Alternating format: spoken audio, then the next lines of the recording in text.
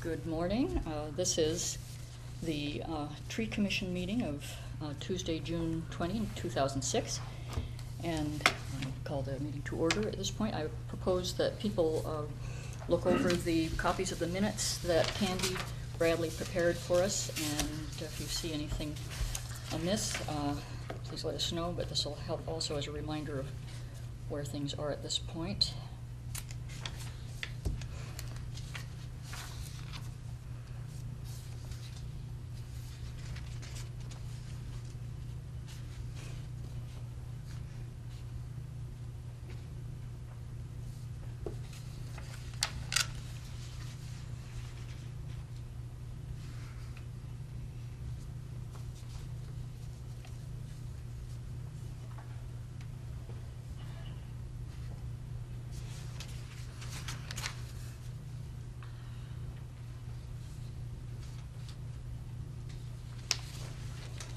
Are there any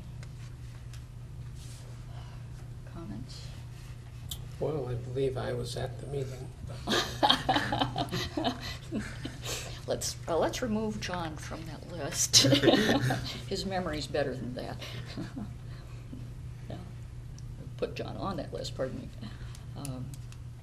Okay, and we've got the names of the people who did come. Okay.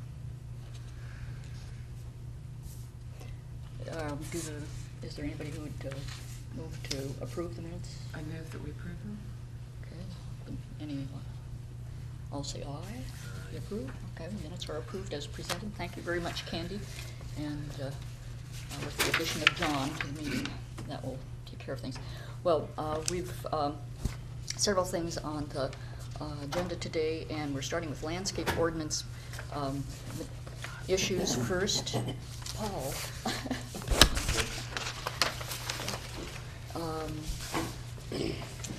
And the first item we have is the CVS Pharmacy, 555 East State Street area, which is the old Athens County Engineers building, and it has been bought and is being developed by Nolan Panich and others. So we have some, we needed really to have all of us have some understanding of what is going on with the site, and we had we understood from you that the suggestion of perhaps using right-of-way for plantings on the East Park Drive side would permit moving the building over about 8 feet so that there could be more landscaping in the interior space between CVS and the bank that's coming in. As it is presently, there's nothing there, and there are some other issues that we might have to address over time. It's very difficult to deal with a site so tightly configured and doing it in piecemeal fashion. And so we want to try to get some sort of a sense of the space and the potential for landscaping there with you. And Mr. Panich and Mr. Knoll have been very good about contacting us early on. Lee and Ann and I walked around this site and saw it in its raw stage before anything had happened there. So, Steve, do you have anything to say in expansion of what you emailed us about? Just real quickly to give a little overview of how we've gotten to this point. I brought a set of plans to the Tree Commission to review at their last meeting. It was just for the CVS site. And subsequent to that meeting, I'd met with Mr. Knoll, and we looked at the section of the code that talked about using right-of-way for plantings if it was at least 100 feet in length. And on East Park Drive, there's in excess of 100 feet. That would allow then some of the landscaping, at least at the CVS site, to be moved over toward East Park Drive utilizing the right-of-way. That would free up an additional 8 feet that could be used for other considerations. Mr. Knoll had mentioned the ability then to do some landscaping next to the buildings. It might be split between the bank and CVS, and then there would be some landscaping along the sides of those buildings. Right now it's just fairly tight. There's a shared easement for access down between those two buildings. In addition, you'd asked me to provide an overall site plan, and I did provide that to you just a few days after the meeting that shows the entire 4+ acre site, because you were concerned about maybe having some kind of overall landscape plan for all 4 lots. I think that's just about it. Mr. Knoll then asked could he come and attend this meeting and have some discussion about the different possibilities of using the right-of-way and some kind of overall plan or a theme to use for the entire site. CVS is just the first site being developed, so it's the one that's kind of the lead of the 4 lots Okay. being developed right now. I propose, just for orientation purpose, that we take a quick look here as a group at these plans, so that you get a sense of things and the suggestions that we did make. This is a CVS property. Here's East State Street, East Park Drive, swimming pool for the cities over here. Park, let's see, there's more of the development back here. And so the 4-acre site, this is the 1 acre that would be on the east corner, thank you. And, let's see, Mike Knoll had made a comment about trying to keep a consistency with some of the landscaping that had already occurred along the community center, that they did indeed incorporate a lot of crab apples that had been put into that community center design, and they're keeping this piece of landscaping that's on the entry to East Park Drive in the corner, and there's a matching one over here. And this is the city right-of-way that you've mentioned, and we had indicated that there need to be shade trees along this area, and shade trees on traffic islands, and moving this over means that there's some space here. Mike, do you want to come up and get your hands on this so that I'm not doing... I'm going to have to backtrack a little bit, and the reason for that is after talking to Jeff Albrecht with CVS, he'd indicated that with the time schedule he has here and what he's produced so far with documentations, because he has submittals going to corporate CVS, which has to be approved, the state of Ohio as well as the city and everything, that for him to shift this building over the 8 feet would extremely delay the project. When we talk delay, what that basically means is we have 4 months starting July 1st to be completed by November 1st. Now, you may not care about that, but I will assure you when CVS shuts its doors at the strip mall, there will be no drug store availability for a lot of people then. And so for them, this is a critical issue, because if they move over, they have to re-go through the process, both the state and CVS, and we're talking about additional 30 days. What I have brought along is, as I envision the overall site plan, and I guess the nice part about this is even though this project is actually 4 separate property owners, because I'm the architect of all 4, I've been able to control the overall development of the project then, which is kind of an unusual situation.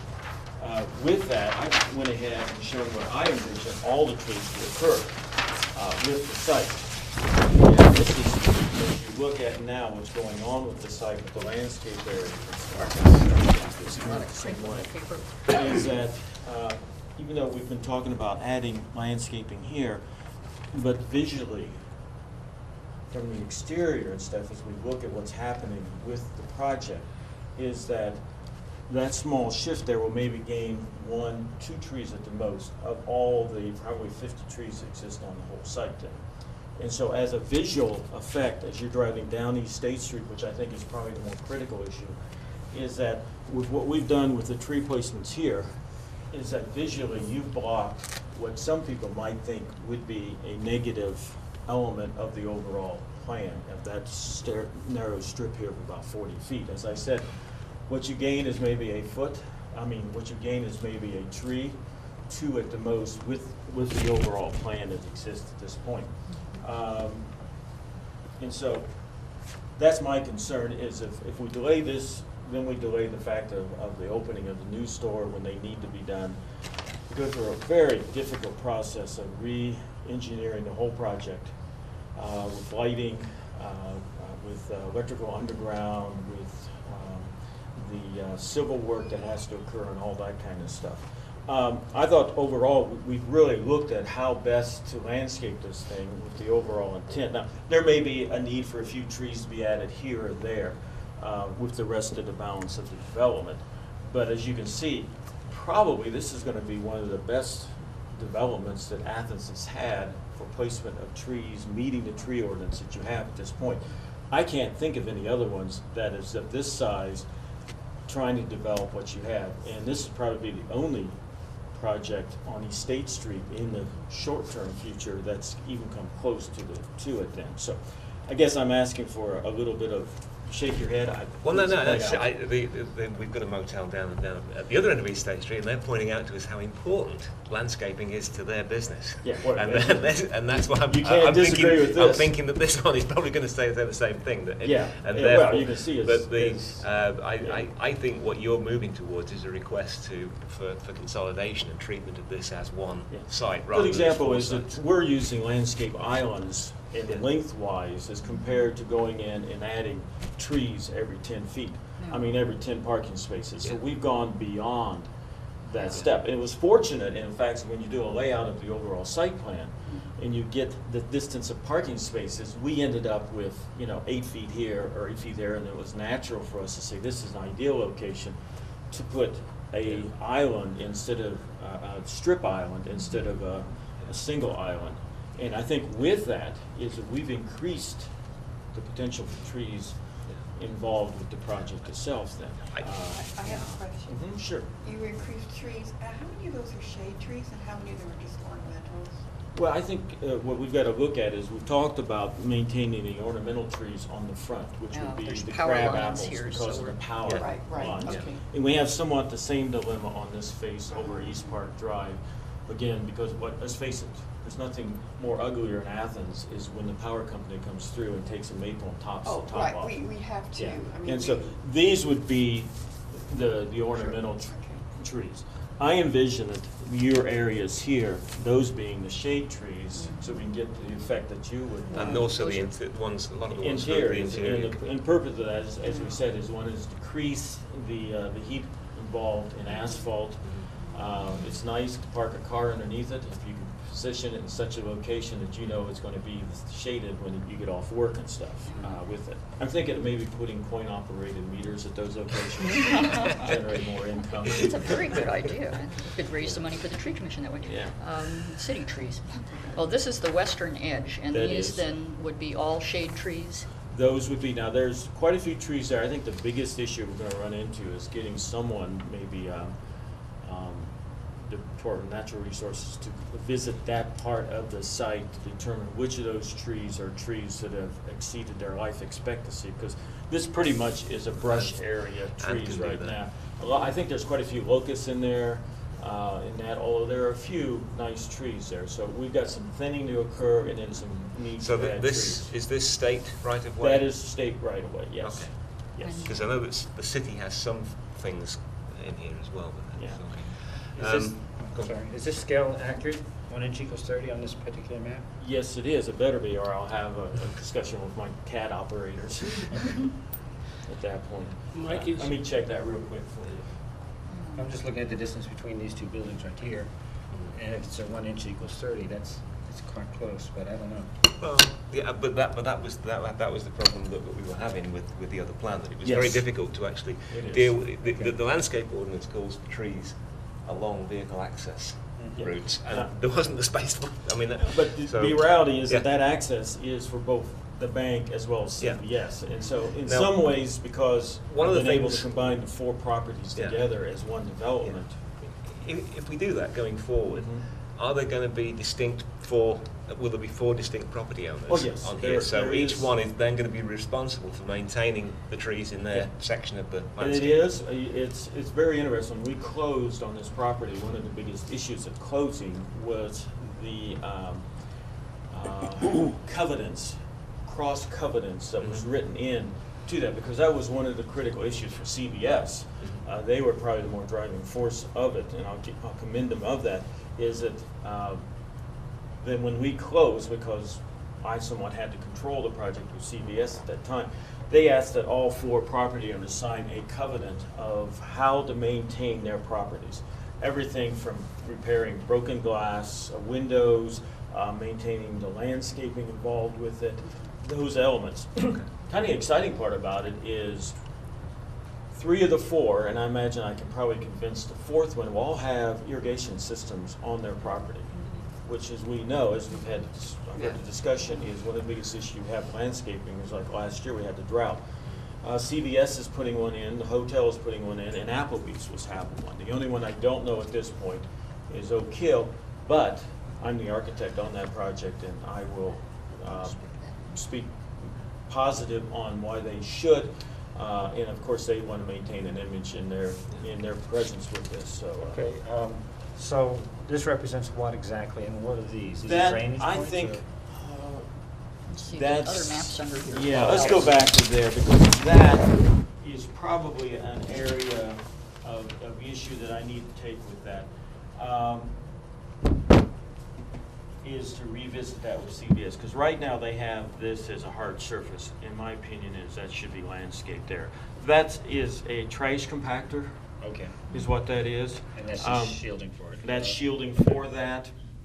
Although, looking at the civil drawings, they've indicated this is a hard surface, and I will. Is that a dumpster? This is trash compactor, this is a dumpster, Yeah. so that's the shielding of it. Okay. Yeah, well, yeah, I suppose that. I mean, you can't completely surround it, but.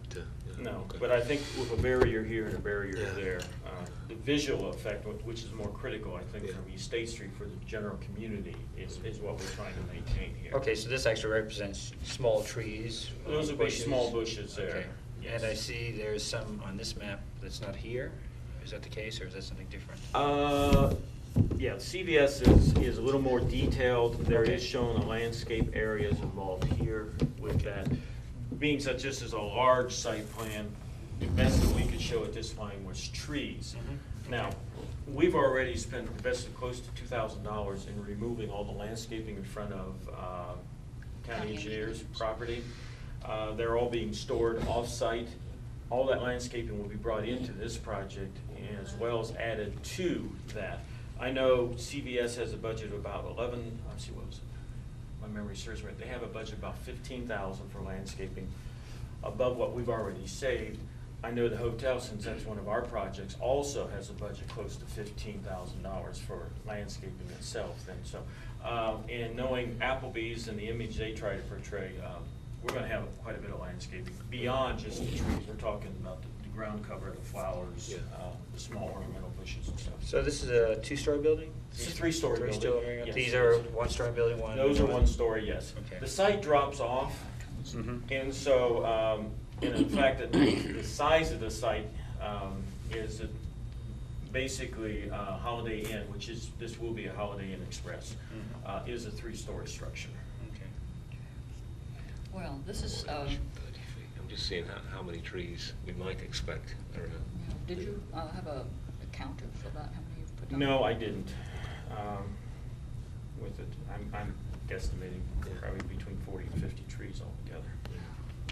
Okay, well, this is. Compared to the 3 that's behind and the 2 removed out front. So I think we've kind of gained on the Oh, yeah. positive side. The- And I'm looking forward to removing the green fence.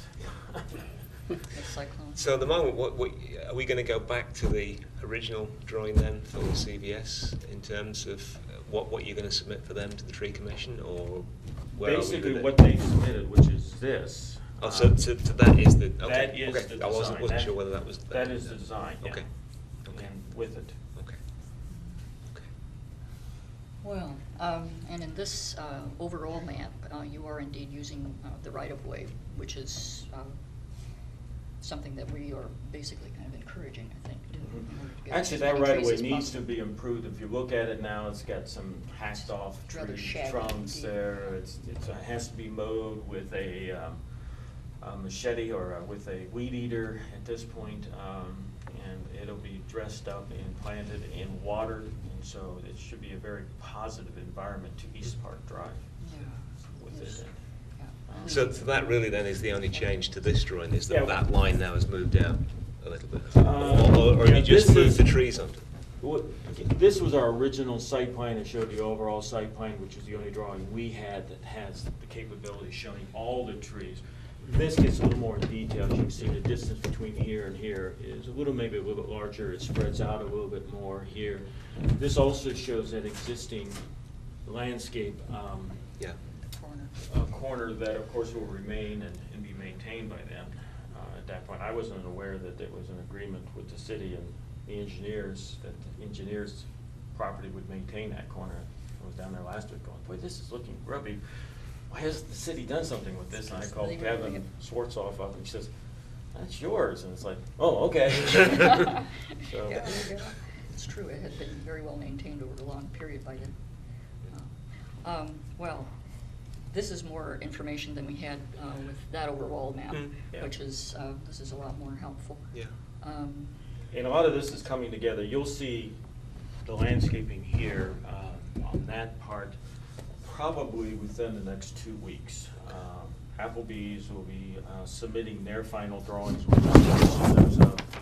This week they'll be submitting their final plans also, and so you'll actually be able to see the small plantings and stuff involved there. At this point, we need to make some kind of general recommendations about the shade trees, I would think. Is this arrangement of, we're assuming a shade tree every 30 feet on the western Yeah, that's the edge, layout we've got. and all of these other things that are interior, and at the back where there are no power lines, anything where a power line isn't interfering is a shade tree site. Yeah.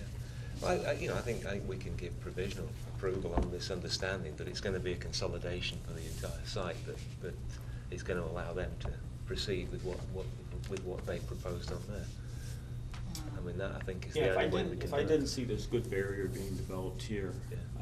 as a visual barrier between those buildings, I think I would be concerned. But Mhm. because we have developed this island of trees going up to it Mhm. and stuff, I think visually it's going to meet some of the needs that the Tree Commission was looking for with that. So if we give provisional kind of approval, and then another group that doesn't decide to go along with the planning, does that change things then? No, because again, the nice thing about it, Is he's the Yeah, one 'cause you're the architect. one you're that's looking gonna at put together. you're looking Okay. at the one that'll be coming before you every time, and they're all out-of-town developers. At least Oak Hill is, and Applebee's, and they're relying on my expertise of how to get through Mhm. the bureaucracy of Athens. Did To you put say- it that way. Then Did you say that there are power lines on East Park Drive? there is, yeah. Where are those located?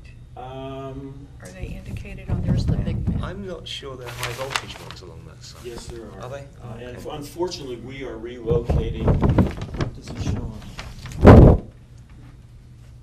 Mark, are I'll there any have on to, that one? if you, See, someone got a pen, I'll show you, because They're what happens indicated is, here.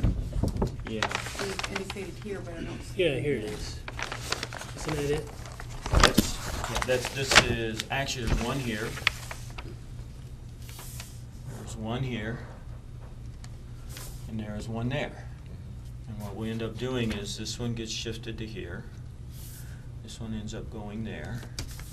And this one goes here with it. Now, from these locations, it all goes underground. They're all fed to all the structures underground. So the only power line we have to worry about is the existing ones with that. Other than one, and that is presently this feeds overhead to the lab building here, and we'll maintain that overhead to the lab building at that location there. But from that point, the hotel, CVS, all the rest of them will be all underground conduits for cable, phone, and electric. And so we'll keep the site very clear of power lines, which is always the problem for trees. Yes, it's one of the more cluttered aspects of the Athens skyline, too. Power lines everywhere. Are there any other comments from Tree Commission liaison? So is, I believe, we have support here for provisional approval Yeah. of Yeah, I the think so. overall site plan and the CVS plan in particular, so that and the usual way we've done this is for you to write a letter to Mike, just laying out Yeah. what the ground rules are going to be as we go forward. That's Okay. all. Right, and that. Well, that's good, because then I have that with my Yeah. other clients, Right. which Yeah. are only two, because Yeah. I'm part of the hotel development, so. And the big thing would be that any site that does not have a power line overhead is a site for a shade tree. And we will make some arrangement for Ann Bonner to help you with With Assessment Selection of of the whatever trees. is going to be saved on the Yeah. side there. That'd be great. Yeah. I appreciate that. Yeah. Okay. Good. Is- Okay. Anything else? Thanks. Okay. There's another map. Oh, good. That's something different, isn't it? Yeah, that's mine. Oh, she was- Okay. Well, I was next. let us remove this and make crinkling noises for the microphone.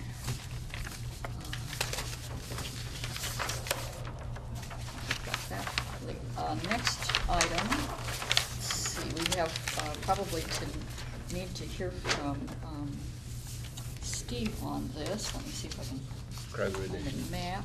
Oh, is that on the, that might be one of the maps that just came off the table, I'm sorry to say. Or is this? That's mine. That's mine. That's yours? I'm That's sorry, all I Mark, wanted I to show keep you. trying to snitch something from you.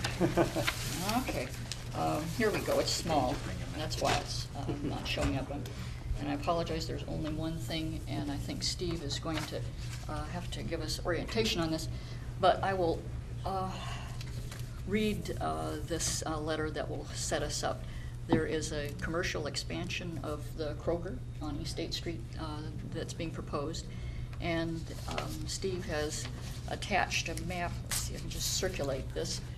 Let us start with Paul and move that away. This is the site plan for a proposed 20,600 square foot expansion of the existing Kroger store at 919 East State Street. And speaking with project engineers, Bird and Bull, Steve Pearson informed them of the necessity to retrofit the parking area with landscaping if the cost of improvement exceeded 50% of the auditor's appraised value, or if the area of expansion exceeded 25%. In both cases, the answer is yes. Pardon me. They need water. The entire area under lease is 7.6221 acres and includes 3 other businesses: Dunkin' Diamonds, Long John Silver's, Kroger Fuel, each having its own parking requirement. When Kroger Fuel was constructed, Steve had to evaluate the parking at the same time to make sure there would be sufficient parking remaining on the site. He calculated the number of parking spaces required for other uses, Dunkin's and Long John's, and the number was sufficient to approve the installation. Please note that Kroger Fuel is part of Kroger Grocery, and the addition of that facility did not expand the square footage of the store more than 25%, increased parking area, parking lot area, or add value greater than 50% to the facility. Therefore, landscape retrofitting was not required with Kroger Fuel. Bird and Bull calculated the numbers, also calculated the remaining parking spaces after the proposed addition, which you see here, in order to determine what areas, if any, would be available for the required landscaping retrofit, keeping in mind that they would still have to meet parking requirements of Athens City Code 23.11, Table B, offset parking requirements, off-street parking requirements. The calculations indicate that the required minimum number of parking spaces will exactly exist after the expansion. Section 37.08A attached is of the landscape regulation says in part, in the case of existing building alteration, the minimum number of parking spaces required for the use by the Athens zoning code, city zoning code shall not be reduced. Therefore, based on the parking requirements, no additional parking or drive area can be reduced for landscape retrofitting. This memo is intended to inform the Commission that there has not been an oversight of the landscape regulations related to the request for expansion, and to emphasize the section related to landscape retrofitting and the minimum parking space requirements of the zoning code. So, What does that mean? Steve, do you want to Steve, get up come and and explain the last sentence. And if you would please tell us what that. I think I know what that means. But put you to sleep reading it. I basically just passed that information along to let you know that I've been in contact with Bird and Bull, who are the engineers on the Kroger expansion. Over the last several months, I've been talking to them. And I'd reminded them of the retrofit requirement. which includes additions to buildings more than 25% of the floor area, which is the case here. It's about a 60,000 square foot building, and they're adding approximately 20,000 square feet. It's also greater than 50% improvement to the value of the building, which is a recent revision to the landscape ordinance. So both of those then would trigger the retrofitting requirement for parking lot landscaping. However, the section that I referenced in the code there, in the landscape ordinance, says that essentially cars trump trees. If you have to meet one requirement or the other, you have to meet the parking requirement. And then if there's any additional parking left over, it could be then substituted with shade trees and landscaping. I believe the plan shows that they had to add some additional parking. There were some spaces they actually had to add to come up to the required number of parking spaces that they needed. Looks like it's around back on the bike path side, as I recall. Down in that corner, there's some additional parking that they put in to meet their parking requirement. So, you know, there was some additional striping and location of parking that they had to come up with. It didn't, you know, this just didn't out of the blue end up to be a wash. They understood that they had to meet the parking requirement first. So that's why that parking requirement's exactly met. And then this was just to let you know that there's, you know, this is one of those cases where even though there are 3 retrofit criteria that do kick in here, that one section of the code says you have to meet the parking requirement first. Is the right-of-way at the rear part of city property? The lease area that they show on that drawing comes right up. I was just out there looking the other day. It's right at the back of the paving that's back there now. And I'm not sure if that low strip of mowed area up to the bike path still belongs to OU or if it's part of the bike path. My recollection was the bike path was only 10 feet wide.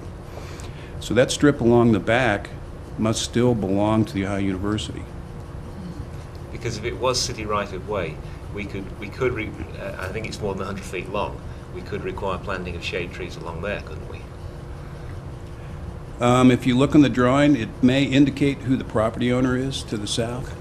John, do you see that? I don't see it. Okay. Probably I probably pasted the parking table over top of it.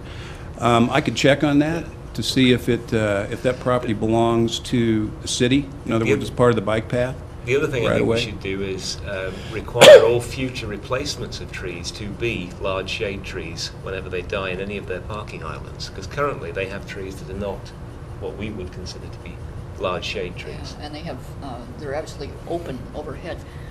There is there is a building setback at the front of the property along East State Street that's fairly deep, 20 feet in some spots, I think.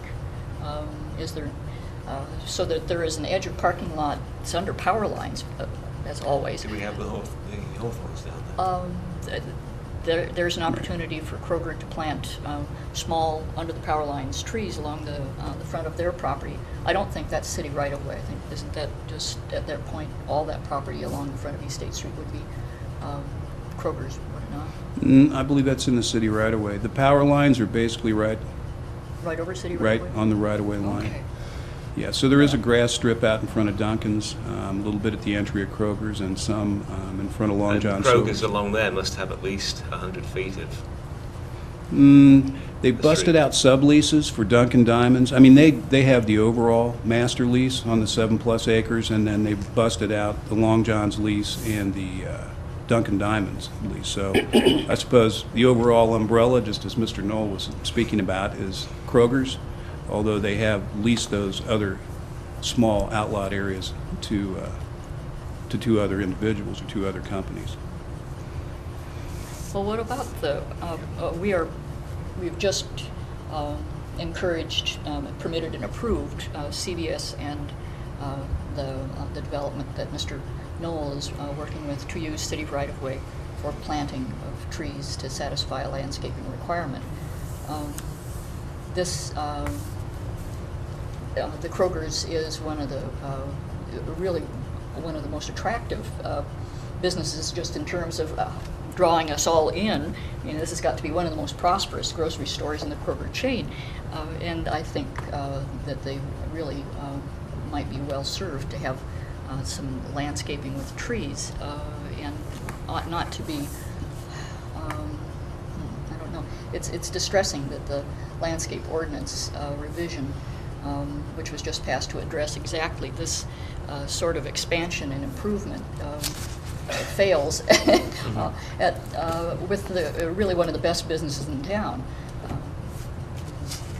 And really a leader in the community in many ways. a Yeah, leader in Kroger's is business. really an important part of the Athens community. So this is a landscaping potential and a use of city right-of-way for planting that I think this tree commission ought to encourage that it be done by Kroger's to satisfy the landscape requirement, that there is no space for doing this in internal sites given the parking exigency.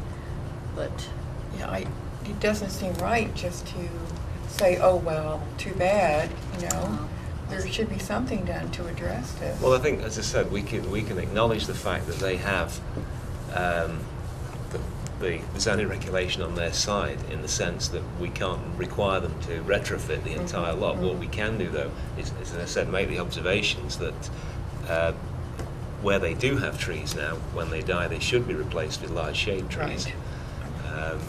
And that I think we should look at the area as a whole to see if there are possibilities. For instance, if we can determine exactly who does own the property at the back, and also how much property there is at the front in terms of space for trees to be added under the landscaping ordinance. Right. Because there's no reason why we can't get as many as we can into that space without impacting the number of parking spaces that they've got. Paul, If possible, can I see the letter? That's one thing. The other thing is that I know David's talking about when they die. Why not just have them fit them in now? I I'm mean, reluctant to have trees, unless Ann Bonner thinks that these trees are near the end of their life. I'm reluctant to just go taking out trees. there is a dead one at the very front Yeah. already. Yeah. Right, there's a dead one. And if we see, I noticed that some of the trees on the Lowe's lot, the leaders are dead, they're sprouting, suggesting stem girdling root problem. So, you know, I think if the trees were looked at in the Kroger parking lot for their health, maybe the best thing to do is to replace those which look like they're on their way out now. Yeah, I mean, Yeah, that would make I'd sense. certainly agree with that. But as I said, healthy Absolutely. trees, I don't No, think we should I go think that's taking a those out. bad precedent. Yeah, replace the failing trees. Yes, that's a good way to put it. And dead. Steve, any advice on this line of thinking? I think on communication with Bird and Bowl, it could be that you could recommend that they present some kind of a plan to plant, at least on the city right-of-way in the front, that you've essentially given permission for that. I think in the ordinance, the ability, when we were speaking about CVS, it's kind of permissive. You may use the right-of-way if you can't. So, you know, Well, we could we- highly recommend that they consider using the right-of-way, even though they don't have to, or they're not required to, Yeah, we literally didn't to like do it. But the spirit would be that this area is available and the option should be exercised. And if they do use the right-of-way, what's the responsibility then later if the tree dies? Is it the city's responsibility? But They- is that on the area that they're leasing? That is on the area that they're leasing, No. right? It's under No. the power lines. I mean, the area where the Kroger's owns, whatever the. Not it's that piece, no. Oh, it's not, No, okay. no, that'll be the part of the East State Street. I'm just, right-of-way. if they were to go ahead and plant something in the right-of-way, and they followed the recommendation, and the tree grew, and then it died, who replaces the The tree? logic would be that they would, because it was part of their landscaping requirement. Well, I would say, given the vagaries of maintenance by public and private entities in Athens, It could be a bit it hit and miss, but. could be almost anything happening. Yeah, but I think it'd be reasonable to expect them to do it. Yes, I Yeah. think that would be, because these are essentially to replace trees which would have been planted Mhm. as part of the retrofit. Okay, well, we will follow your advice, Steve. Question? Oh, sorry. Oh. In terms of all the parking for Dunkin' Diamonds, Long John Silver, Kroger's Fuels, that's all the parking that you're talking about when you say the adequate parking for Kroger's and all the other parts of this lot? Right, every property or each business use has a parking requirement. And they all add up to exactly the parking spaces that, exist? The calculation that, I told Bird and Bowl that I would have to calculate the number of parking spaces for each. Now, I remember doing Long John Silver's a while back, and then I had to calculate, this was for the gas station. At the time, there was a shoe store, Payless Shoe Store, and not Dunkin' Diamonds. The amount of parking that I calculate is based on the net square footage, or that space available to the public. So I don't include in, storage areas, warehouses, boiler rooms, utility rooms, janitor's closets. I knock that square footage out when I calculate the parking requirement. What they did was they assumed a 25% non-usable area or non-calculated area. In other words, they took the square footage of each of those buildings and took 75% of it. A gas station has 25% storage most of the time? No, they didn't calculate anything for the fuel station. That, Okay. just for Long John's, in that table, they've calculated 75% usable floor area Oh, there's for the table. Long John's and for Yeah, the table's at the bottom there. Dunkin' Diamonds. So does the Kroger fuel, whatever they're calling it, the gas station, does it require additional parking? I don't, Seems like that's- no, I don't see anything in the zoning code that says a gas station is required to have any parking. Okay, because that would seem unnecessary. Their parking requirement is 0, Right. or And- you could look at it, it's all parking. Right. There is a Kroger employee who's actually done a little landscaping to the side of that. So, the urge is there. Yeah. Their employees are doing nice things, but I think Kroger could do a good thing with. So your recommendation in terms of shade trees involves the entire area? Yeah, Both we would Dunkin' want them Donuts to as a unit? Yeah, I think so. What is it? Yeah, I was trying to discern from the landscape regulation who is responsible when you have a sublease like that. And it isn't very clear. It talks about owner quite often in here, which would imply that the person overall is responsible. Yeah, the actual owner of the property is the Ohio University. Yeah, there you go. Now we have had success with John Katowski in getting him to propagate our wishes through to his leaseholders. in the I think past. that's another reason why, if that little strip in the back happens to still belong to the Ohio University, they are the property owner. And therefore, I wouldn't see why Kroger would not be able to plant back there. It's not in their lease area, but it is in the same ownership. Mark, does that strike you as an OU approved possibility? Yes, it does. It's a real nice area right there. It's probably 40, 50 feet across to the toe of the bike path. It's just being mowed right now. There are a few trees that are pushed up very close to the bike path, but right along the drive aisle in the back, there isn't anything. Now, the other thing I think we might want to watch is, and it's indicated on the drawings there too, that's where semis will pull in the back, so we won't want anything that'll get Get in the way of a too close turn. and the top of the tree hang over into that drive area. So those trees, if they can work out a plan to plant some, will need to be back a little further than normal to avoid those semi-trucks as they come in and out of the back of the store. I think they've even indicated a semi-tractor and trailer on the drawing there coming around the corner. Question, since this is an improvement, if I remember, the elevation of Kroger's was non-conforming. Does that kick in at this point for the floodplain Right, regs? Kroger's will also have to go to the Board of Zoning Appeals. They, for a flood variance request, when they originally built the building, it was determined by the flood damage administrator at that time what the elevation requirement was. When they came in and did their last remodeling, I was the administrator at the time, and that was greater than 50% improvement to the value of the building, which kicks in the requirements, and I found out that the building wasn't properly flood-proof to begin with. Now, in conversations with the Ohio Department of Natural Resources Floodplain Management Division, it was necessary for them to obtain a variance, but that variance did not extend to any addition to the building. So they'll have to go back and make the same, they'll just have to go through the process to go back to have this addition approved with a variance. At the time, they made the argument that in order to retrofit, it was impossible to elevate the building. What they were going to do was elevate some of their freezers, mechanical equipment, get it up out of the flood. We're only talking about, I think it was about 6 inches was how much they were deficient. I think you're about 9, I think. So, Put a ramp in it. so they will have to go back through that process. It's impossible to flood-proof a slab by retrofitting, because what'll happen is when you try to keep the water out, it'll just soak up in the ground and it'll heave the slab right up. Okay. So it's something that has to be done. It was something that a variance was reasonable for, because there was no way to physically go back in and flood-proof the building. Okay. Is this the 100-year? The flood? Right.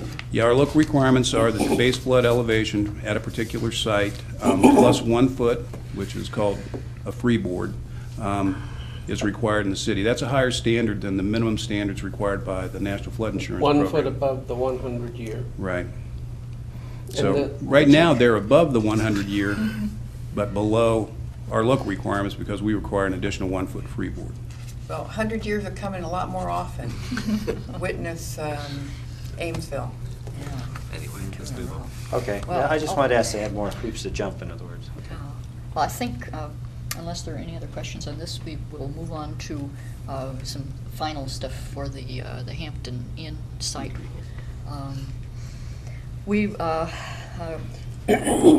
Emily and David and I met with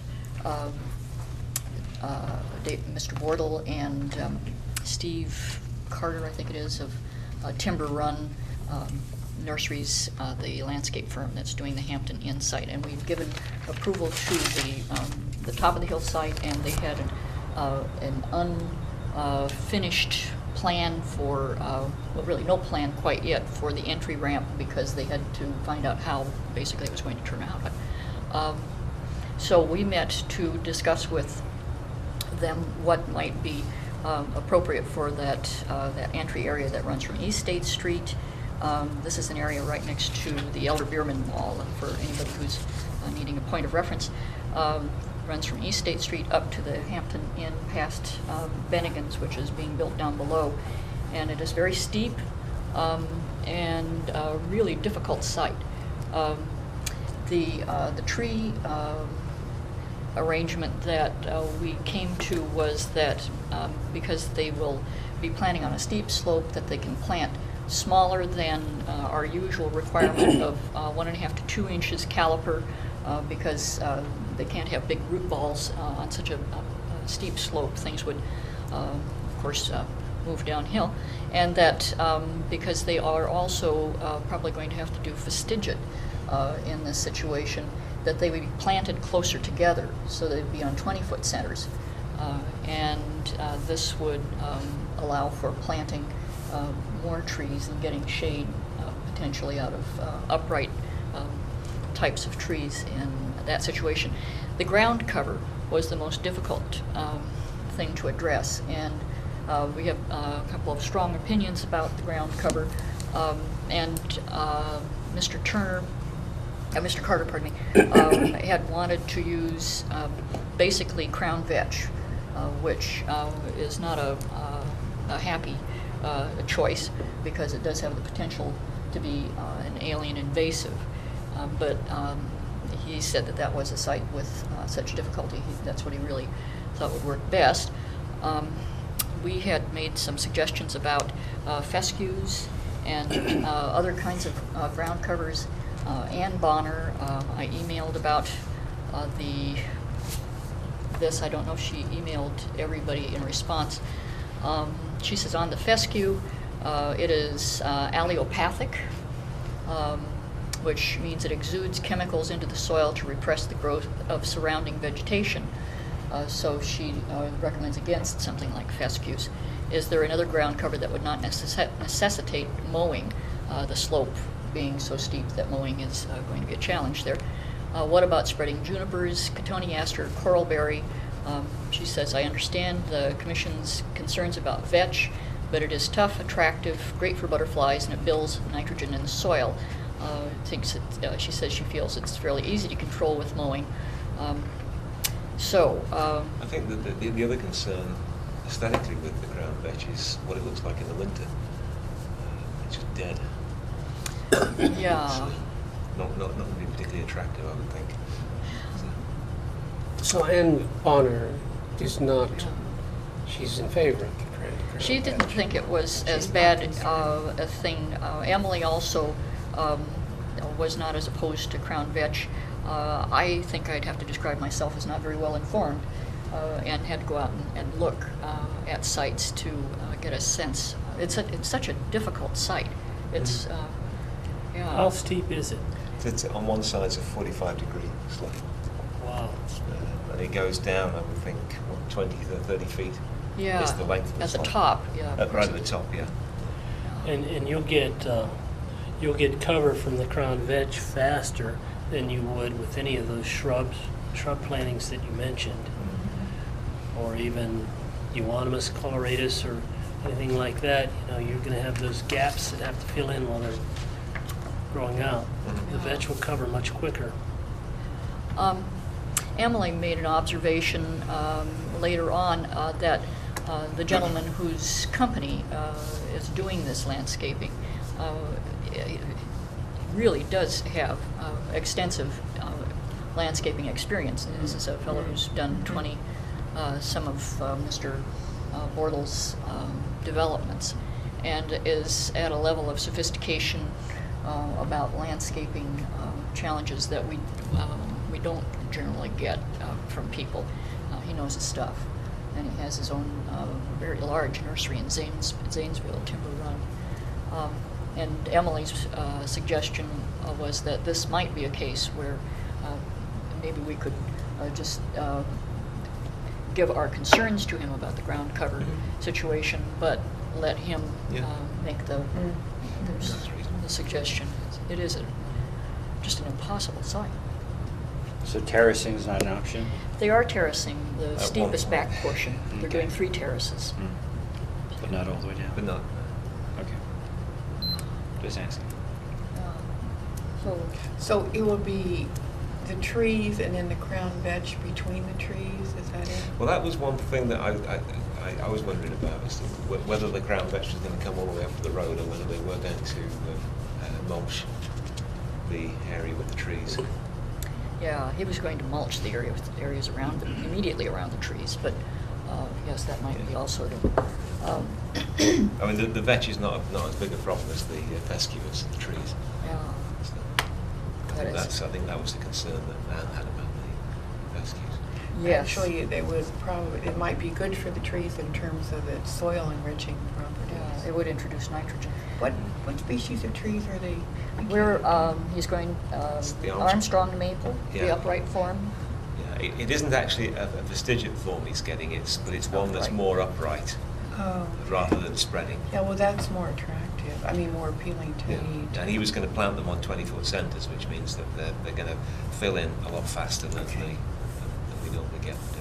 One of the suggestions we had was that he interrupt the ground cover with small shrubs that spread from the roots, such as Hypericon, Indigo vera, false indigo, which would have deeper roots and more soil stabilizing capacity where they grow, but that the monoculture planting of just one thing might lead to a big disappointment at some moment.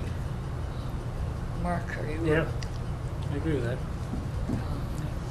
Okay. Well, are people comfortable with recommending that crown vetch, but consider these other options and avoid the monoculture? Yep. All right. Well, the next item under the landscape ordinance was the mystery of the cell tower. Pardon me. Well, there's a thought of the cell phone tower flagpole near the city sewage Develop a treatment. flower that's very large and grows, 200 feet high. That's true. I was thinking of Yucca. sneaking a trumpet vine in there. So there were small conifers planted around a cyclone fence, and they're small and healthy, cute, but we did not recall how they came about to be so cute. And Steve did a great job of finding information on what was supposed to happen there. My first thought was to contact Mike Pitcher, who was who presented the case to the Board of Zoning Appeals. He represented a company named SiteQuest, and he's kind of like a front man for Alltel, goes out and locates sites. What you have is a copy of a letter I wrote to him, because initially I thought the mystery might be solved if we could find the letter that the Tree Commission sent at the recommendation of the zoning board. The zoning board deferred to the Tree Commission about change in the landscaping, and the letter was sent to Mr. Pitcher to see if I could locate that document. What happened, though, is as I went back and looked at the plans as they were approved that were submitted after this, the plans indicate, and it's attached there, that there will be blue spruce, 14 of them planted, and a height of 6 feet planting. And then the zoning board had also asked about the flag on the pole, because they thought it looked a little small for the size of the pole, and the minutes of the meeting indicated that the flag would be at least 20 by 30. So it's kind of hard to tell how big the flag is. But by perspective, from what was presented that night, the documents at the Board of Zoning Appeals, that flag appeared to be much larger as it was presented than it actually is in fact. So I've asked Mr. Pitcher to still produce that letter if possible, but I also then discovered and attached to the letter and pointed out to him that, it must have been that the Tree Commission recommended or approved 14 blue spruce at a planting height of 6 feet and a flag at least 20 by 30. So the mystery's not completely solved, but we're about that close. Well, so they need to put some taller They need spruces in there. They need to replant.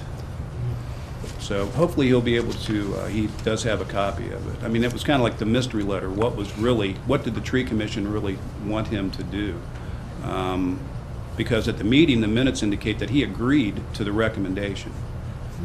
And that recommendation must have been because they presented on their construction plans, shortly after that, trees at 6 foot height at planting. And because there's a fence that has to go around it, and essentially immediately will screen the fence and then eventually fill in. And what do we have to do with the flag? You don't have anything to do with the flag. That's good. Let's make a note of that. We had nothing to do with the size of the flag. But what I did want to indicate was the kind of the interconnection and the working between the zoning board and the Tree Commission on this, and they also had some, a question too about the flag. So. Has there been any questioning of the lighting of it at night? Is it lighted? Yes, it's lit at night. I didn't know that was going to happen. I was really. And by the way, what is the flag? The flag is what?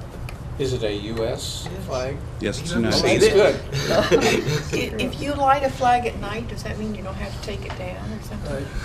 Well, that's We'll get Boy Scouts in here to explain that, but probably we shouldn't go there. Okay. yeah, a flag displayed at night has to be lighted or taken down.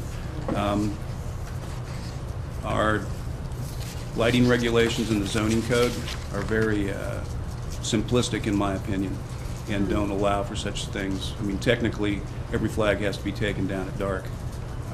There's no allowance for lighting of the American flag, which is a requirement if you're going to fly the flag at night. So.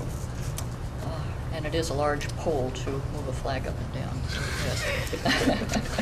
Okay, well, thank you very much, Steve. And just so you know, it's 150 feet tall. It's 150. It's half the height of the Eiffel Tower thing. Okay. We have a tall structure there, and we look forward to the replanting spruce of a proper size come fall. We have another piece of just trailing information, never quite getting things all in one place at one time. The next thing on the landscape ordinance issues is 131 Mill Street, which is a rental at the corner of Mill and Stewart, belonging to Mr. Cody, who has been, as it turns out, gradually planting trees over time, so that he's pretty darn close to having fulfilled the requirement for trees in that site. But he has a difficulty with very small spaces at the back where there need to be some kind of trees that will occupy the small parking space triangles left next to Stewart Street. And we, David and I met with a nursery person to see what was possible, and then I ran our recommendations by Ann Bonner, and she modified them somewhat. She suggested that the upright English, what I've got, upright horn beam. That's what he got here, yeah. Right, there was one already planted, Mm. and that he would, we recommended that he continue that planting, so they'll have a uniform planting there, and that they all be upright horn beams. And we had wanted that those to be at a larger caliper size, but it's very hard to get. Ann Bonner said upright horn beams in the 2-inch caliper that we were asking for, and she said just bringing it down to 1.5 inches would make availability more possible. This is Ann's recommendation, and I think. And he's going to go ahead with the red buckeye, still with the. Yes, and there was a 4th tree required, and he already had planted a red buckeye on one side of the house, and we recommended that he simply continue that and do the red buckeye on the other side of the house also. And this would be larger caliper, 1.5 to 2 inches. Because he happened to have one of those. Yeah, turned out to be terribly convenient. But There's no bobcat trees, are there? No. Just buckeye trees. Sorry. So that is it.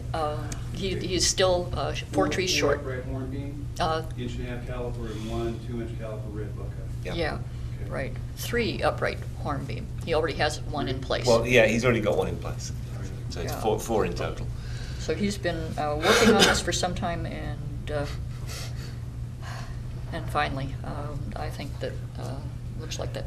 The other thing where it shows 2 trees required at the side, and what we've allowed him is he's planted a hawthorn at the front, and we've allowed that to be one of the 2 for the side. Yeah, I'd gone back and looked at that after I saw that email you wrote, and I went back to see what my recollection was, and there was actually an additional tree that was there. Yeah. That's the call. Yeah, there was a planting that took place on the opposite side of the house that we weren't even aware of, so this will put him in compliance with the requirement for landscaping in the parking lot. He will be overjoyed.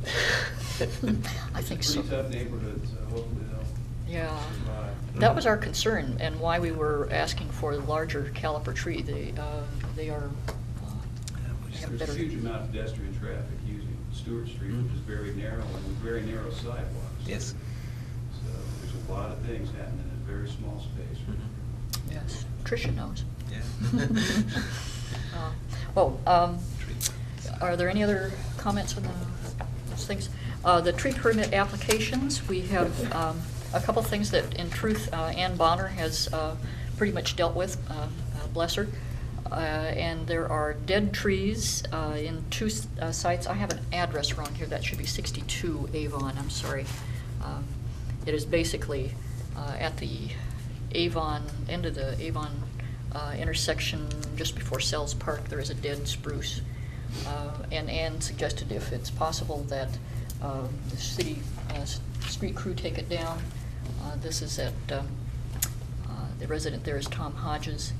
Are people comfortable with just making this request? Yep. And then there's also another dead tree at 57 Central, and I think, Candy, that's already there. The street crew said they could do that, didn't Yes. Ron looked at it yesterday. they? Okay, so this is really very good of them.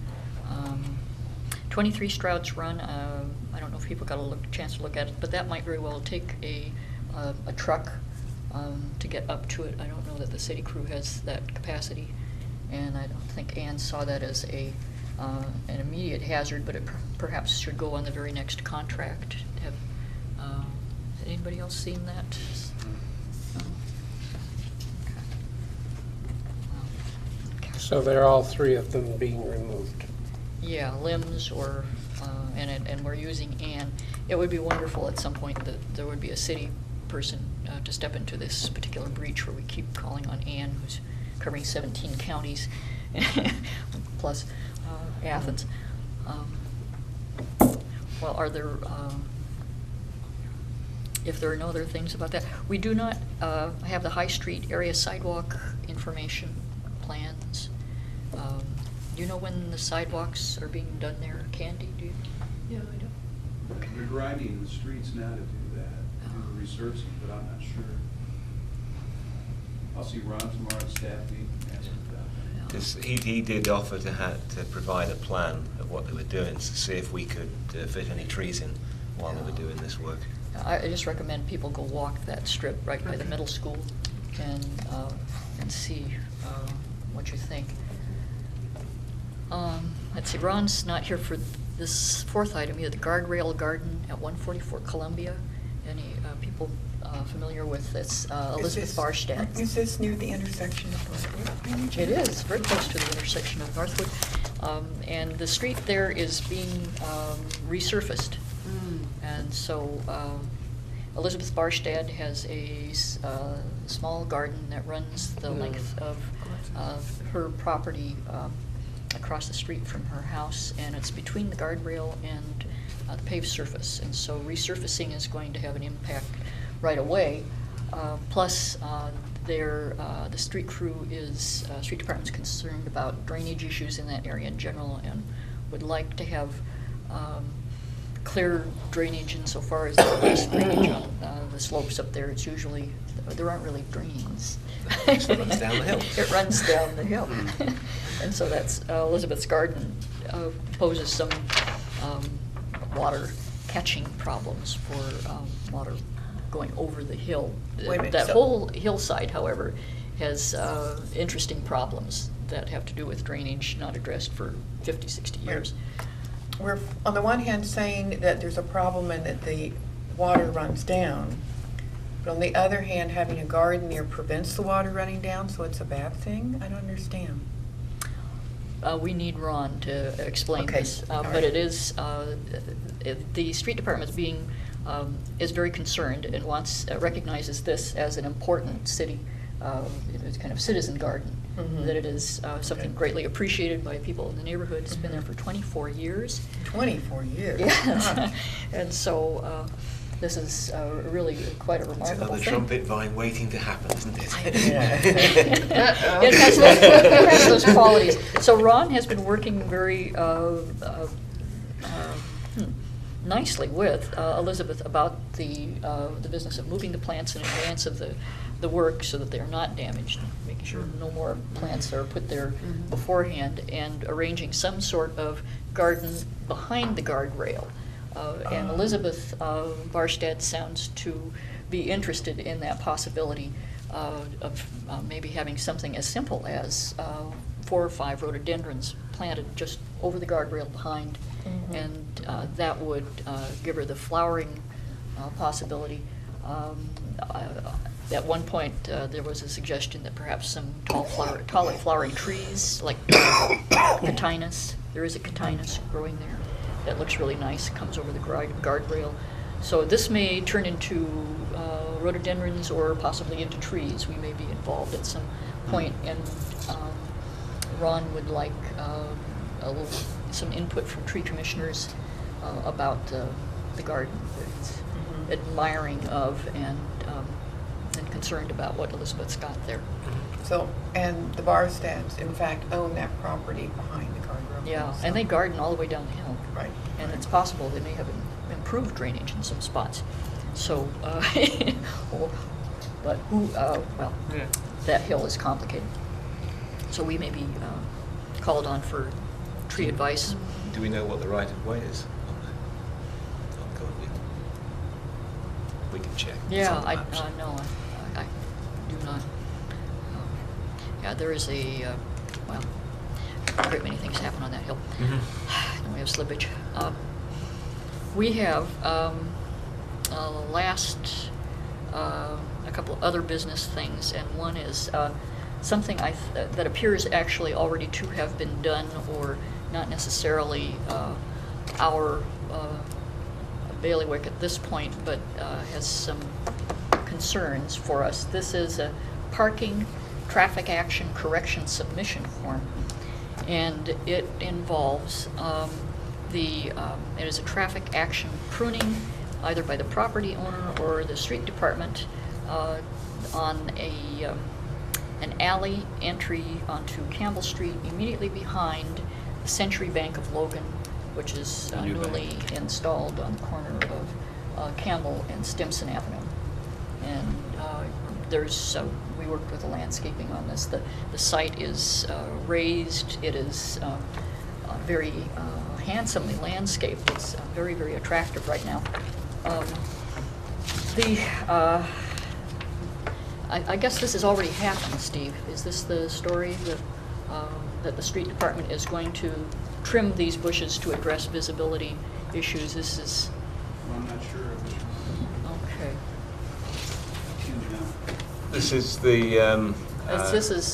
We really don't have... It's the alley behind Campbell, between Campbell. Sorry, the alley between Campbell and Runs from Cornwell to Campbell. It's parallel to Morris and Stimson, Yeah. between them. Now, that document that you have, is that something from the police department? Yes. Yes, and so this, and it says that trim, advise code office of minimum trim needed for safety. And so this is basically the hedge that belongs to Mr. Wise, who lives in the corner of Morris. And Yeah, I've been also- contacted by Roger Deerdorf of the Athens Police Department That's several it. weeks ago. And he had mentioned to me that he believed that the hedge there created a visibility problem. And I told him that this had been reviewed by the tree commission previously, because it had been presented by the developer's representative of the Citizens Bank of Logan. But the tree commission didn't take any action on it at that time because the developer then gave over essentially use of part of the property to widen the alley and try to address those traffic concerns. Yes. So at that point in time, the issue just kind of, it went away for a while. It didn't seem to be a problem because there was some additional accommodation by the bank. But then I just, like I said, got a call from the police department, and they said it still created some kind of visibility problem. What I did was I just filled out another prune, remove, plant application, forwarded to you. Evidently, there's another document then from that the police department's generated in addition. Yes. And this, from the final memo, it appears that this is, that the code office will advise of the minimum trim needed for the privet hedge. No. That's why I've filled out a permit application, because planting, pruning, or trimming of any bush, shrub, or tree on the public right-of-way is permitted by the tree commission. It's not ordered by the code office. Although I got to tell you, I probably soon will present to you a list of different parts of the city code that are in contradiction. For example, we do have a section under grass and weeds and that kind of trimming under the general regulations that say if a tree, a bush, or a shrub overhangs a sidewalk, the property owner, the code office can order the property owner to cut it back. That's an old regulation, but contradicts the permitting process if that tree, bush, or shrub happened to be on the right-of-way. And there are some sections I need to point out to you also where the new subdivision regulations and some things contained in the zoning code are contradictory. So, One of the questions I've got about that was, do we know exactly where the right-of-way line is? I had measured it out. Campbell Street right-of-way is 50 feet. The alley is 20. And I think attached to it was the original exhibit that I had generated at the initial request by the bank owner to have the shrubs trimmed back. Because I believe the hedge on one side is right along the right-of-way for the Sketch. for the There should be a alley. drawing, I believe I Sketch, have a sketch, drawing, yes. which is just, that's the exhibit I generated on the initial application. And I just assumed that the pavement of Campbell Street was centered in the right-of-way. Yeah. That's how I came up with that. But that now tells me that the bank have put their wall and landscape in the right-of-way of Campbell. And I wasn't aware of that when we were discussing the plans. Maybe it was on there, but I didn't notice that. And so what's going to be trimmed here is what, this here? It looks like the shrubs have just been trimmed, I have to say, although I don't know if it was by the property owner or by the street department, or if the height they're at, The if it was done property by the owner. property I owner. don't know if the police department still has a problem with it. Um, Those Yeah. shrubs are pretty high and tight Yeah. right now. I don't know how you could trim them back any further. And I it's think the visibility of Yeah. a vehicle coming out here, Yes. and they can't see Right. the oncoming Right. traffic as they Right. pull on towards Stimson. they have to pull out, if they come out the alley, they have to pull They into have to Campbell. pull out far enough so they can Well, see and their yeah, front end but gets... There's a you need to testimony go to down that. there and look at that, because when we looked at it, it didn't seem to be a problem once the alley had been widened, so. You know, And again, I just had to forward it on to you because it was something I received from the police department, and evidently they've generated an additional document. Ever wonder if anybody's complained about Morris Avenue and the tree that used to hang over the stop sign? Yeah. No. But if you come out of Cornwall, the Jewellers onto Court Street, the parked vehicles obstruct your view. Nobody seems to worry about parked vehicles. Nobody worries about AEP's utility poles blocking the view. Well, there is one of the more confounding things about this is the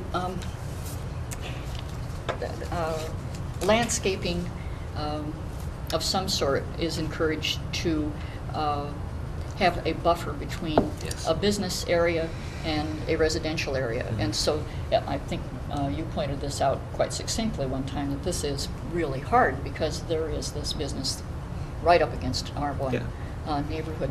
And in fact, I went through here a couple times. I hope I didn't make them nervous, but I tried the alley and I could get out by being over as far to the right of the alley and looking in a little Honda. So that posed less of a problem. And I noticed that from Morris Avenue, you can see the cars in the parking lot through the hedge, so that Mr. Wise now has a pretty good view of the parking lot through his hedge.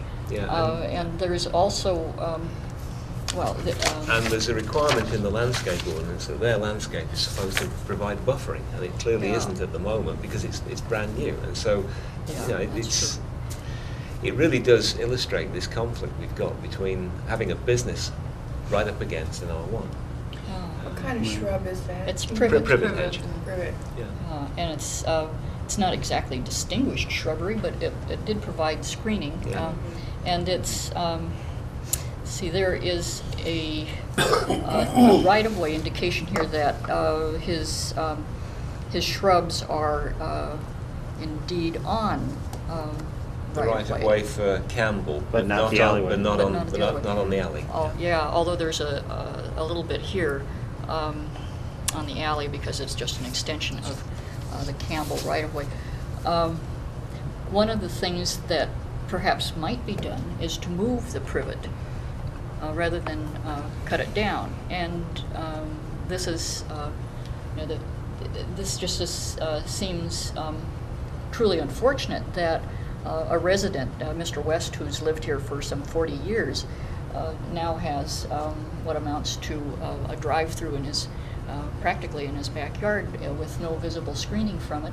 And now he's being asked to take some more of it down.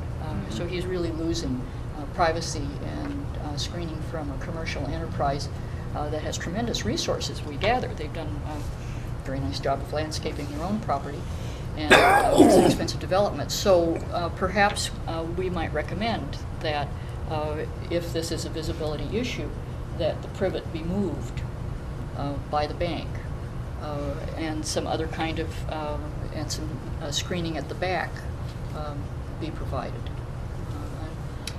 If this is really. But how can I- you provide screening which won't block visibility? Pull it back.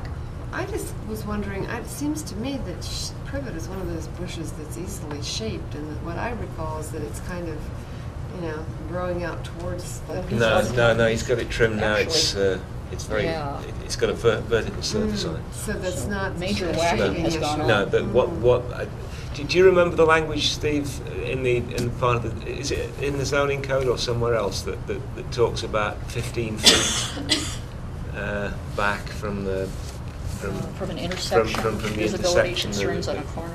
Yeah, it's in the It's actually zoning, it's in the mechanical. zoning code. Actually, it's, I think it's, in the zoning code, it says 15 feet. In the subdivision regulations, it says 20 feet. Okay. That's Is one that of those from contradictions. is that from the edge of the right of way or from the centre of the right of way? That would be from the property line, the common property right-of-way line.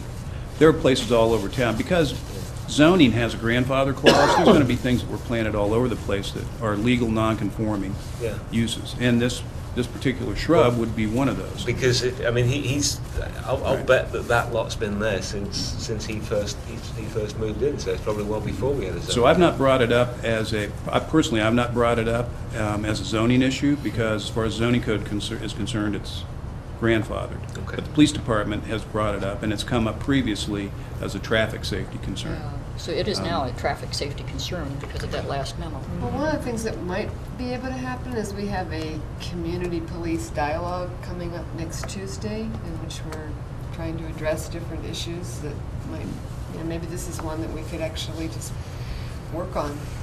I'm not sure how this came up, to be honest with you. And in talking to Mr. Deerdorf, the reason that he was fairly persistent, I explained the whole history of it to him. And, he said one accident was one too many. It didn't matter if it was somebody pulling out of Mr. West pulling out of his garage and pulling out, or if it was traffic from the bank or, whatever. He was concerned about just that one accident that might happen, no matter what the surrounding uses or the intensity of use might be. I think you have pointed out a good thing, too. It's a very hard part of town to work with. You got the most liberal business zone right up against the most restrictive residential zone. I'm dealing with an issue of lighting and light trespass right now, and an issue of signage with the bank. I mean, this is just one of quite a few different symptoms of problems that occur when you have this, this great diversity of use right up against each other. And another example too, if I could go back to the lighting ordinance, the ordinance is, well, let's put it this way. Other ordinances are a little more sophisticated in that they have light zones, just like you have use zones. In some areas, like single-family residential, you might have a low light threshold, and in business zones, as you work your way up, more light is permitted. But, in the case of the Athens ordinance, they treat single-family neighborhoods like they do manufacturing zones. There's no difference. Well, the light can shine from one into the other. Yeah. So these are all things, and they're all in process being worked out. Unfortunately, it's very slow. The process is very slow to get these issues resolved, especially on my end of it. My powers are fairly limited. So I have lengthy procedures I have to go through, and only in extreme cases can I ask the court to intervene. So, but I just wanted you to know that there's a lot. It's all being worked on. It's not just something that's going away. If you don't see any change, it's not because there isn't work being done. It's because the process is so laborious and long. Well, this is, And maybe I could ask Roger to go back out, and if they've been trimmed, I don't know that anybody trimmed them, but maybe I can have Roger go back out and say, hey, are they trimmed down enough now that it's suitable? Well, I'd encourage other tree commission members to go and have a look and see yeah, at the drive corner. through the, Yeah. they have an incredible number of entries and exits, so you have your choice. But just go out on the Campbell side. But this is something that potentially could be a good neighbor piece of work by the bank, I would think. If indeed this is truly a safety issue for the bank, Are you then saying- this is something that the bank could offer to do, to pull that privet back. It is on city right-of-way, but if this is, it does look to me, from having driven through here, that just pulling the privet back to where the property line is, having it at the very edge of the right-of-way instead of all the way forward like this. Or even just curving it around this corner. Yeah, or curving it around the corner. Yeah. All they'd have to do is really perhaps 15 feet of privet on the corner that would be pulled back, and you would be able to see straight across the corner. And that's something that if the bank were to pay for that, That's a good neighbor. removal as that would be a simple, inexpensive solution, perhaps. I've Mr. West had shouldn't quite a have few to- correspondence with the bank on other issues too, and I'll just include this in the next notice of violation letter that I send them. So Nothing like goodwill. if I can't get them to stop their sign flashing or turn their lights off, I'm probably not going to be too successful in having them pay to move shrubbery, but I will include it in the you next think- letter, because it is an issue. It's a safety with issue their at this point their for them. safety, really. Yeah. It's the whole neighborhood's safety, but But it's their creation. Yeah. What do you Yeah, think? the problem has been exacerbated by the, By the bank. you know, the additional traffic that's there. Not that it wasn't an issue before, it was. It's just become evident now, very evident now. It's true. Do you So think, I will include it in the next letter. do you think it'd be more, do you think it would be good for us to send a separate letter?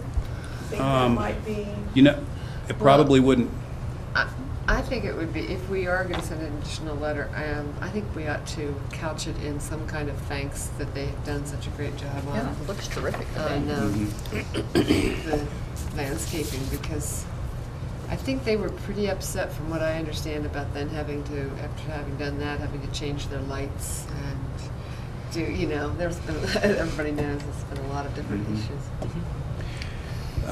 it might not hurt to have a little different angle, a little diversity on it, because, you know, my negotiations with them on the signage and the lights is gonna be pretty protracted. But this is, I mean, let's just bring it back to it is a safety issue. The other things are, you know, hopefully just a temporary nuisance that will eventually be resolved. This is a safety problem, and I think maybe that extra emphasis, asking them to voluntarily cooperate, probably, you know, to the benefit of their patrons. I guess we also You need to you go out and can't, look. if they say no, then, well, Yeah. you've done the best you can. Okay, so, right. but before we ask them, we might want to check with the Yeah. homeowner and see, because if he will say, well, no, I don't want to lose that. Has he been notified yet, by the way? It's- Who's that, Mr. West? Yes. No, that's why I'd send it to Okay, you. so I'd- if he's watching the television, We're moving. And again, there are occasions where I do go out, and the police department's right, there are times where I do go out and have people trim things back, not because it violates the zoning code, because it's a safety issue. But in this case, you know, I was gonna let, the police department made the call. Obviously, I've not made that call along the way because I knew the history of the situation. So, maybe we can come up with something that's agreeable to all. Sure. Let's see, anybody not seen this? I'd like to say. No, sorry. Okay. Well, is there anything else to call Oh, you mean on this particular action? on this particular action? Yeah. I'd like to go check it out. I need to drive by and look at it sometime. Yeah. But if you're thinking of a letter, that's okay. Okay. So are there any other items of course? The ODNR, yes. Yeah, what time is that? When? That it's is. an all-day thing. All It's day? an all-day thing. I might be able to get to it as well. This is in August 4th, and I don't know what day of the week that is. Southeast Ohio Tree Care Conference, Ann Friday. Bonner has organized. Oh, Friday? And it's from Right. 8:30 a.m. to 3 p.m. on August 4th, and there are a couple of really good talks. There's Budgeting for Trees by the Director of Urban Forestry for the City of Cincinnati, Dame Gamstetter, and talk on the emerald ash borer and what your community can do about it from an ODNR, Division of Forestry, emerald ash borer specialist from Findlay, Ohio. Managing no-mow areas and developing low-maintenance prairies and meadows with Nicole Cavender, PhD from. We need Hampton Inn people to Yeah, look at that a one. local person. And she's the Director of Restoration Ecology at the Wilds in Cumberland, Ohio. Meetings with Big Trees of Southeast Ohio by another ODNR forester, Brian Riley, and our roadsides, a red carpet for invasive species with Glenn Matlack, who's from the OU School of Plant Biology, and then the Real Scoop on Trees and Sidewalks by the Cincinnati Director of Forestry. So it looks like a really good program. Okay, is this something we register for? We Yeah. will register for it, however many of us. $15. And it's $15 a piece. And that includes lunch. But that's mainly for your lunch, I think. Yeah, yeah. Okay. I would propose that if it's such a modest fee, do we want to pay it ourselves? Yeah. it's not When's the bad. RSVP by? Yeah, so get back to me within, 27th of July. Okay. yeah. Did you get a copy of this? Because No. Anne sent me one, I know that. I don't think so, but I might have. I'd have to check my Okay, well- pile of mail there. Yeah. I'll just give you a Xerox of that. Yeah. Yeah. Okay. Okay. One other item.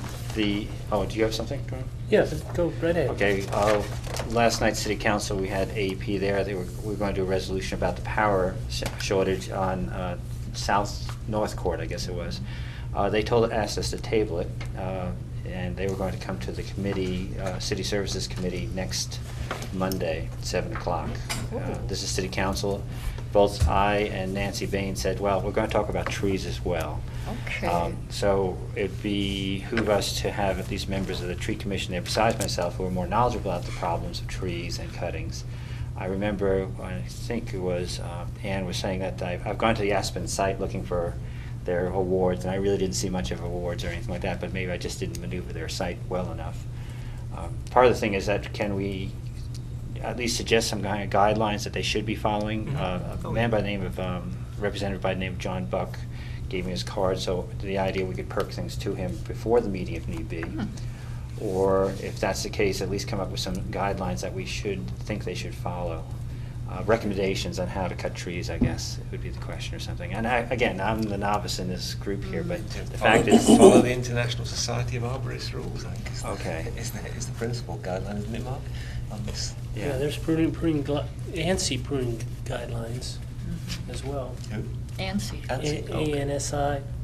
Okay, again, part of it's two different aspects of what this committee having is. One is that the power outages on the North Court area and how to get more power versus how to save the trees. It would be another aspect of it, but this is an opportunity for us to address that. And the other issue is trying to mandate that they replace with small trees rather than prune brutally some of the large trees. Yeah. It just makes no sense to us at all that they... It's true. They've actually created hazards or things that we have to maintain as a result of that kind of thing. Yeah. Okay. Tricia, you were going to say something? I just wanted to know when it was happening. The city service meeting is usually our committee meeting starts 7 next Monday. I think it's the first one up, but I couldn't swear to it.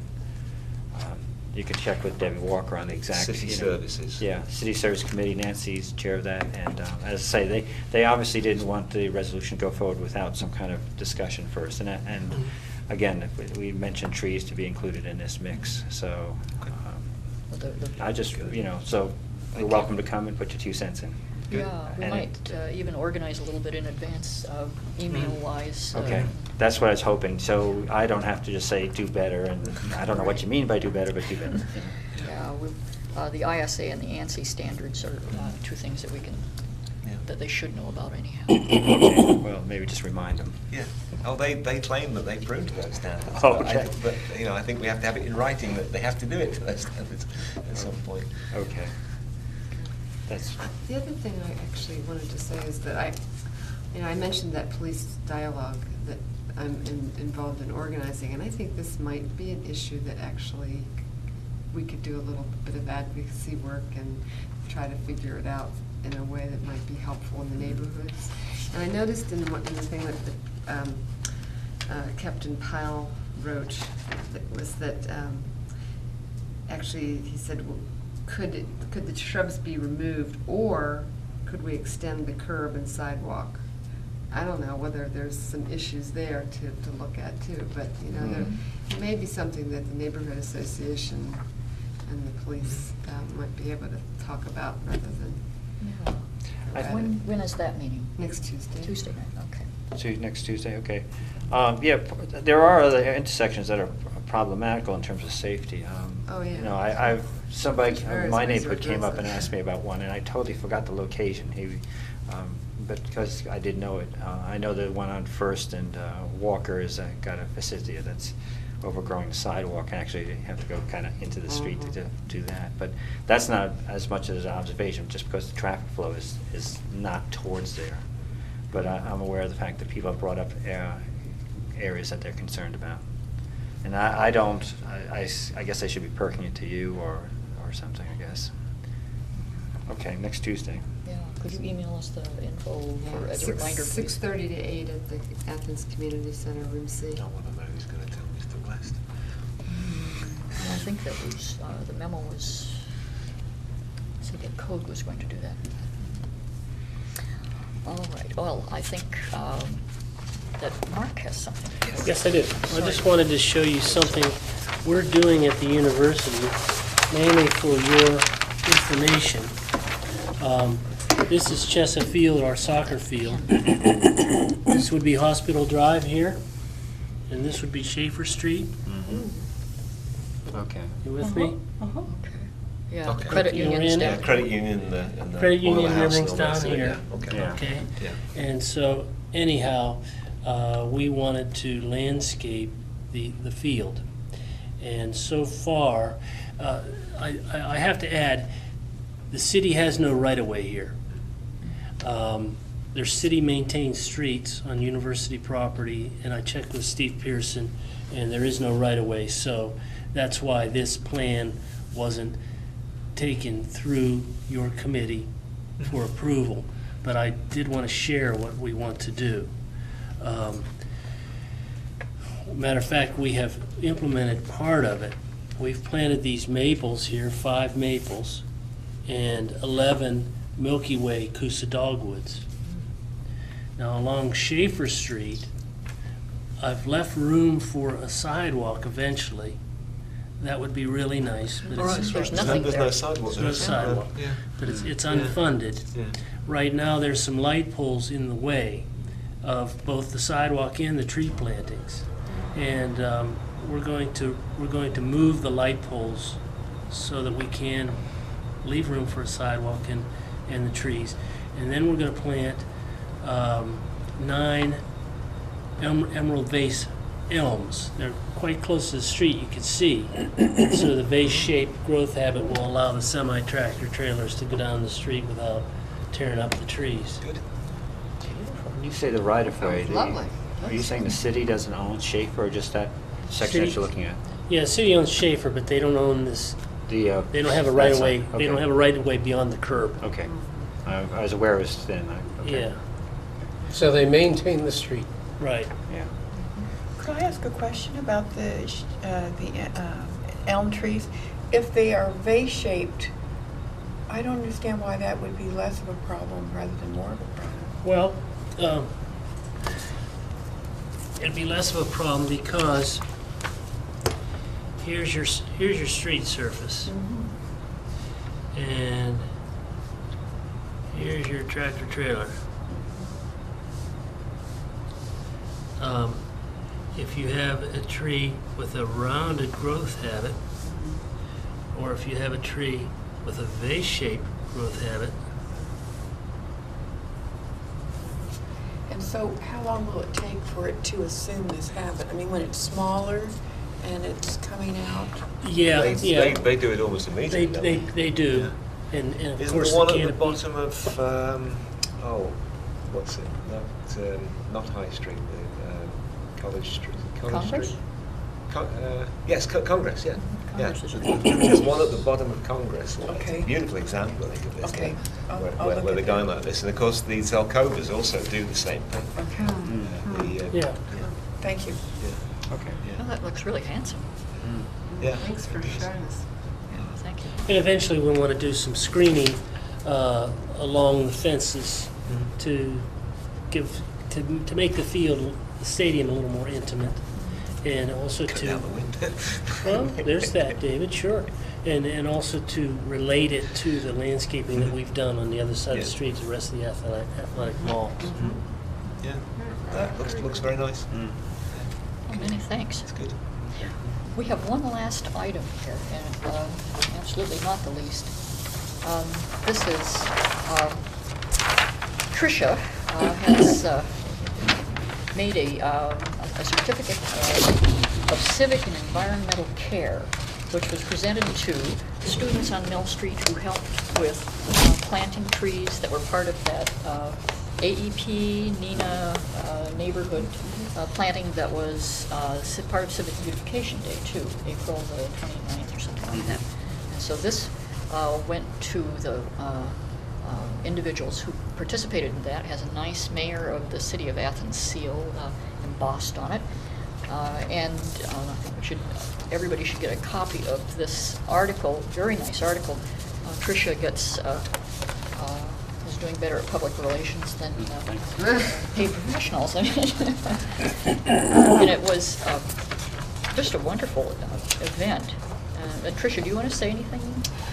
We have pictures to Well, show too. I just, I guess I can't say enough about the importance of growing things in student zones as one of the main ways that I've found to live there with students in a way that pulls them into feeling some amount of ownership and protectiveness and care of the environment, which all of us want students to have. So I just want to continue to promote this sort of thing in student zones because, you know, they get excited about it. They buy in. And so I think it's worth planting some trees. Someday they'll come back and say, I planted that tree. Exactly. Or I helped. Well, not only that, but they'll go out and have some, at least some of them will have greater awareness about how trees come to be on properties and that, you know, they have to be taken care of and Right. valued. And they seem to feel like this one young woman, she said, I'll always come back and look at that tree. So I think that it has a lot of good effects. And, so, meanwhile, that's the same corner that this next night there was a couch burned on. Yeah, I was going to say, that then there's the couch burn, and you can't come back and say, well, there's where I burned the couch. It doesn't prevent everything. Well, and it doesn't, it could very well be an entirely different segment, Oh, yeah. you know. There's a great quote here toward the end of the article, last column. Amy Chrysler said, "We should have the right to have a tree." You certainly do have the right to have a tree. But, well, thank you very much, Tricia, for doing this. This was a wonderful event and something that, with any luck at all, will grow. If we can only get a couple of the bar owners uptown to protect the trees in front of their bar and not have that little stubby thing that's out in front of them. Yes, there is Uptown has There's some interesting nice problems. trees though developing on Court Street. Yes. Yeah, there are. They're surviving. Yeah. Yeah, more trees stay in their place on Yeah. Court Street than disappear from them. Yeah. On the whole, things are positive. Then what? On the whole, things are positive. Most of right. the trees are still there. They just have to make it to a certain size and Yep. they can survive. Yeah, Yeah, that's right. it's true. Yeah. Well, are there any other items? I think so, no? If not, please note our next Oh, meeting yes. of Tuesday, July 18, 9 to 11 And I will a.m. not be at that meeting. We'll talk about you the whole time. I'll be in Norway. Nice place. Ganska märkligt. I have a question about the tree. I believe it was a linden, but I couldn't swear to it. But it was a very nice tree that was on College, right at the entrance to the, where you go into the police department, between Putnam House, which is 9 North College, sorry, 9 North College. And there was a tree there, and it needed to be limbed up a bit, you know, now and again. But it was a lovely tree, cooled the area off, and then it was gone. And I don't remember anything, do you remember giving permission to have that removed? I don't see how it could have been a safety hazard, so that it couldn't be removed. What was the without address? 9 College? North College.